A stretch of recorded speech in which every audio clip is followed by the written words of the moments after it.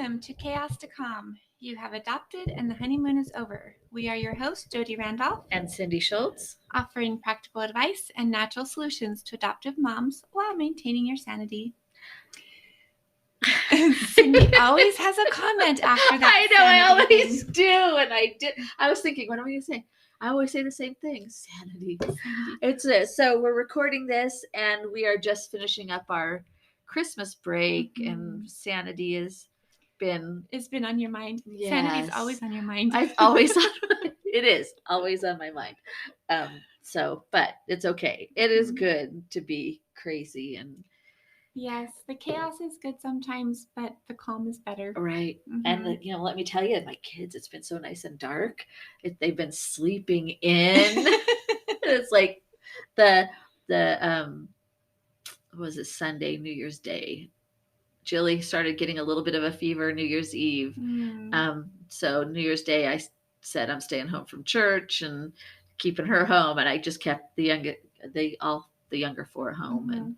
And one of my kiddos didn't wake up until 10. Oh, wow. That's never happened. I mean, yeah.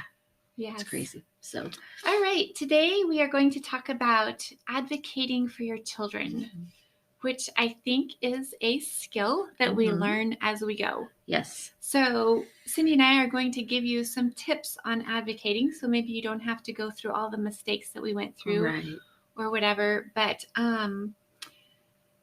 when you're advocating for your children, you're talking with professionals, whether it's doctors, therapists, psychiatrists, teachers, other parents in play groups. And in doing that, we have to build relationships with them. Yes. Yes. And we have to advocate kindly. Yeah. And we don't need to share all of the stuff all of the time. Right. We have to pick and choose. Yeah. Yeah. It's tough because it's like having a kid with Down syndrome. I have a couple of them, and Jillian is bio. So we knew before she was born, she was going to have Down syndrome. You start advocating, and it's just a mindset you just go into. And once you get over the fear and everything, and you get over the kind of the loss and stuff, you go, okay, what are we going to do with this? And how can we make it happen? And what's the best situation for her? And so I think a lot of advocating boils down to how are we going to solve the problem? Right. And while the disability or the special need or whatever you want to call it doesn't ever go away,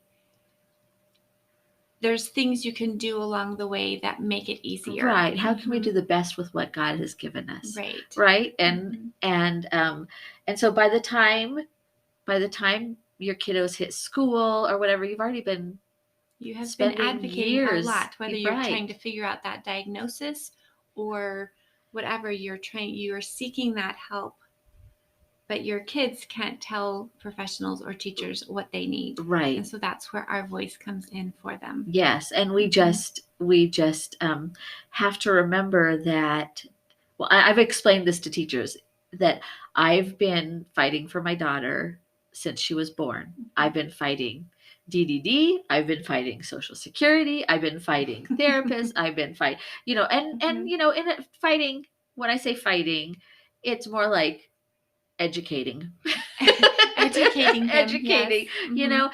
But so by the time you get to school or, you have those conversations, people need to understand that you've been where you're at, but you also need to understand where you're at, and that you kind of need to tone it back, that everybody in that room is there for the benefit of your child. They might want to go do things a little differently than the way you would want them done, but that's where the mom steps in or the dad steps in, and you need to have some really good tools to be able to help people join your vision.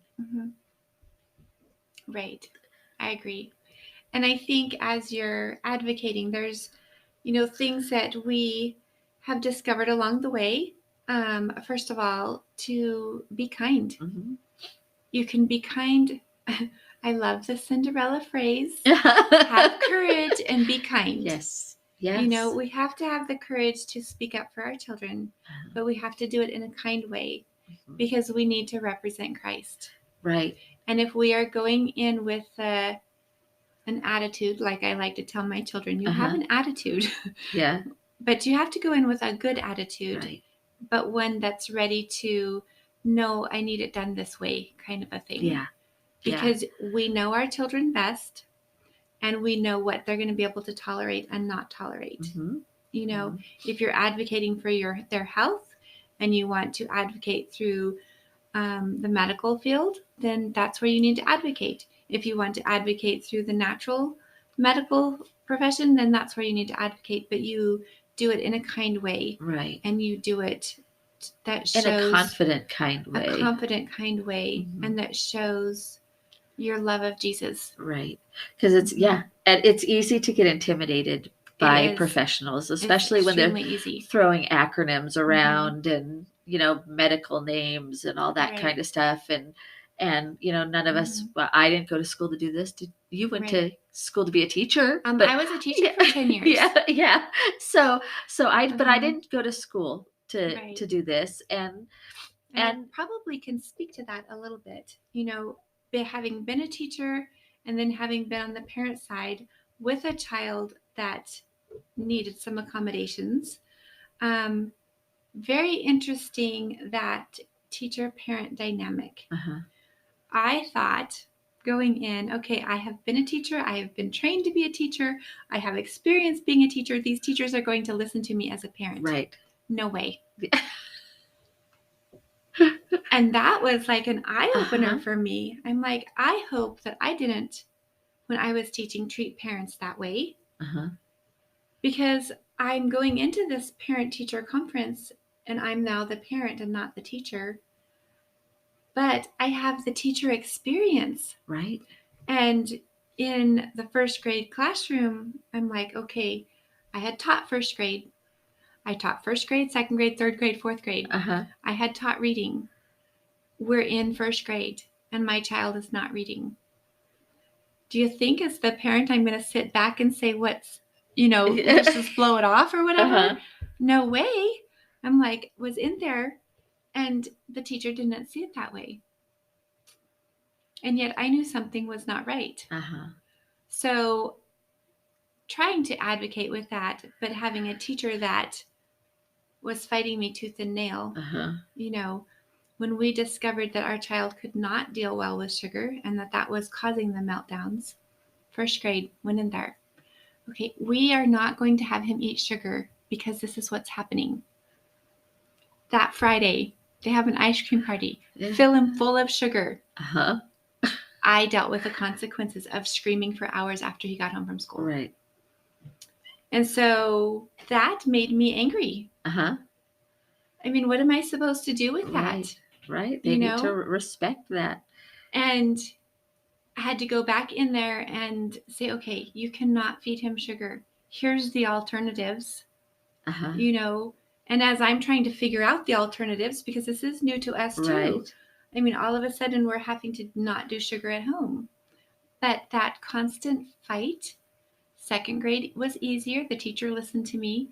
But the teacher also had special needs kids of her own.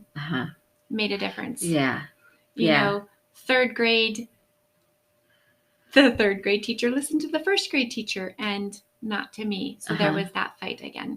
So it's like you just but you have to go in and you have to be kind and you have to be firm and hold your ground, because as the parent, you're dealing with the consequences at home. Right.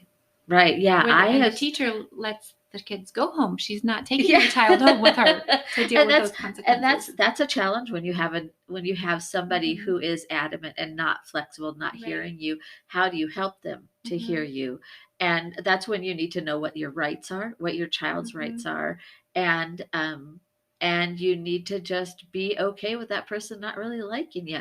Because I've sat through IEPs of other families. We generally have really good IEPs. And there was this one, there was this one that the mom I was with wanted the school to test her child for autism. And it was towards the end of the school year. So they're ready to be done. They're ready to be done. They only have so much time. They, there's a whole, once you put something in motion, they have a certain amount of time to get it done. And what this one person wanted to wait until the next year. And I'm like, why wait? Why would we wait? That's not okay. That's not the best interest for this child. Another one literally raised her hand and said, I have this degree, that degree, this degree, that degree. I'm going to tell you right now that child does not have autism. And I said, we said, well, let's rule it out then. And you want to know something? They ended up having it. They were frustrated because they only have like 4 weeks left until school was over. But and they did it. Have their hands tied. Right. And so, but they did it. And guess what? He has autism. And so that was a diagnosis. But I did pull the administrator that was there aside, and I said, that's not okay. We're supposed to be a team. And that's, us parents, we need to go in as a team member. And we need to go in as a team, and we need to remember that we're not just representing our child, but we're representing God as well. And how we advocate and fight for our child is a reflection on, if that teacher is not saved and knows that we go to church, it's a reflection on Christ if we don't handle it properly. Exactly. And we're not going to be perfect in handling it, but we need to work at building that relationship with those people that are those professionals that are working with our children. I remember with our pediatrician, we've had our pediatrician from the time we brought our children home to the time they turned 18. And I think that is such a blessing because she knew their health as we went along because we were there, regularly for well checks and for issues and whatever. And when we had issues with my oldest and had to be in I don't know how much to share here right now, but had to go down to a special hospital for my oldest and trying to respect his privacy here. But because I had built that relationship with her, when we had to go do that, she gave me her private cell phone number and said, you need to keep in touch with me. If that's huge. And if I had not built that relationship with her or had bounced from doctor to doctor because I wasn't getting what I thought I needed, I would not have had that support when it was a critical time that I needed that support. And so building that relationship and honoring Christ as we build that relationship, whether it's with the doctors or the teachers or the other professionals that are providing help for our kids, is critical. So I think that being kind and being firm, but building that relationship is a key in advocating. Yeah, definitely. And then we need to be prepared as we go in. So one of the things that I did with a pediatrician, my friend actually had discovered the whole FASD situation with my children. And I had researched and was just like a sponge in absorbing all this information. I had paperwork. I took into the doctor copies for her to keep. And I brought them to her. And I said, okay, here's what I think is going on. What do you think? And she says, I agree with you, but I can't diagnose it. And she, gave me her reasons why, but referred me on. But she was so thankful that I had brought in the research. She says her practice is so busy, she doesn't have time to research. And doctors have their hands tied as well with all of regulations and whatever going on. So knowing that, it was easier not to be frustrated that she couldn't diagnose it and be willing to, okay, what's the next step? Where are you going to send me? And then working with those specialists. Yeah. But she had my back because she agreed and was, but it was because of that relationship. Yeah. So being prepared, do your research, moms. Yes. Don't wait for the doctor to tell you. Do your research and take it in. Yeah. And at the same time, be flexible. You need to be flexible too, and you need to listen. So it's really easy for us to do that. The research is super important, and to educate yourself. Go in educated. And but then also be willing to hear and to listen. So, because if you're going to be a team, you have to be able to listen as well. You need to be able to communicate, and you need to be able to listen. Right. But trust your gut too. Yes. Because if what you're listening to, take that information, go home and research it. Right. And then put the pieces together. Right. So there was one thing that the doctor at one point suggested for one of my other children. And she says, but would you research it? And so I did, and it didn't fit with what was going on. But I live with the child, so I can see all of the things going on where she sees her occasionally. Yeah, exactly. Yeah. Exactly. So, and a big thing, the last thing, so we've got be kind and firm, build that relationship, be prepared.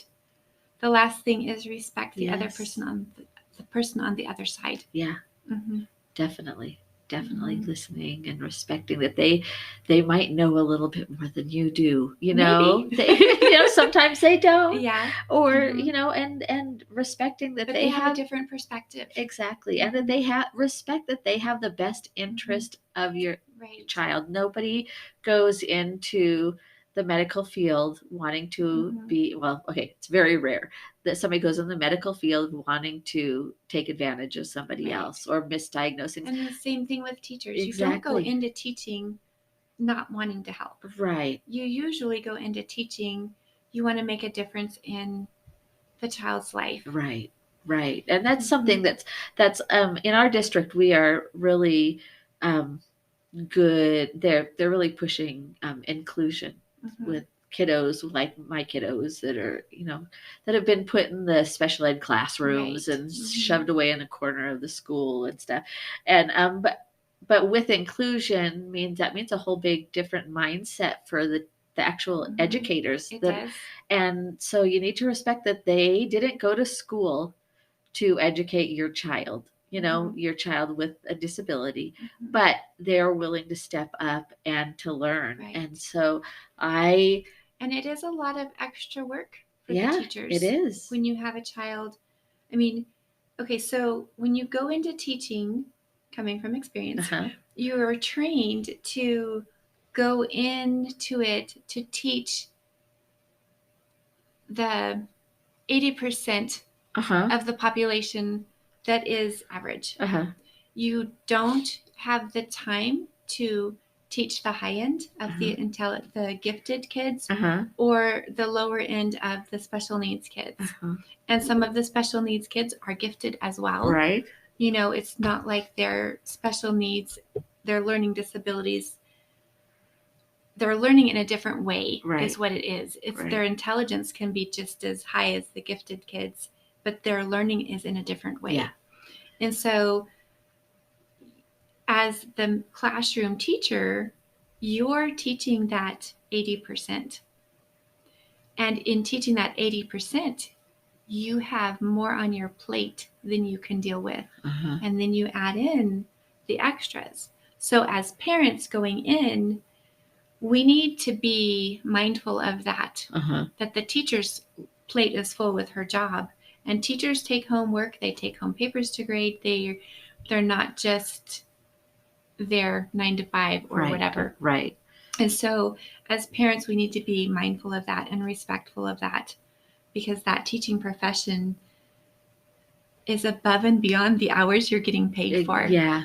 Yeah, definitely. Definitely. So and while the teacher wants to help, there's only so much they can do. Just like parents, there's only so much we can do before we're exhausted and burned out. Right. And so we need to support one another. Exactly. As much as those teachers are there to support us, we need to support them too. Exactly. And and show that kindness and give those teacher gifts and give that appreciation even when it's not Christmas. Right. In the middle of March, appreciate the teacher or whatever for what's, happening. Right. And I have a book that was written for actually for siblings of those with Down syndrome, and it's called Fasten Your Seatbelts, a siblings course on Down, something like that. But anyways, it is really well written. It's a really easy read. I learned stuff from it when I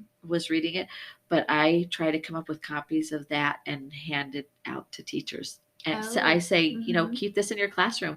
And I've actually had teachers say, one of my students wanted to learn more. And so they took the book and they read it. Right. And I think that's a lot of,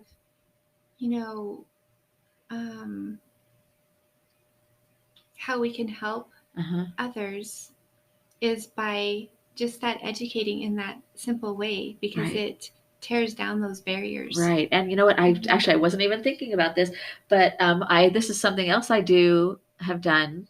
Haven't done in the last couple of years. COVID threw me off, but is I do an about me sheet with my kids. What works for me? What like, this is what my family looks like. This is what my life looks like. These are my likes. These are my dislikes. This is how to motivate me. This is how, what works for me, what what doesn't work for me. And so I would just hand that out to the teachers. And so they would have they would have like a step in the door already to my child's life. They could understand it. Yeah. Yeah. So I need to get better at that again. This has been good. So moms listening, 4 things: be kind and have courage. Have courage and be kind. Yes. Build the relationship, be prepared, and respect the person on the other side. Right. And you will go far with advocating for your kids. And remember that God is with you wherever you go. Yes, He is. So our oils today that support confidence are bergamot, cassia, spearmint, and lavender. And there's more that support confidence, but those are my favorites. I remember using bergamot, however you want to pronounce it, with before piano recitals, because I would get so stressed that anxiety as an adult doing piano recitals with my children, and you've got all these children that are playing, and then you're the adult playing as well. But my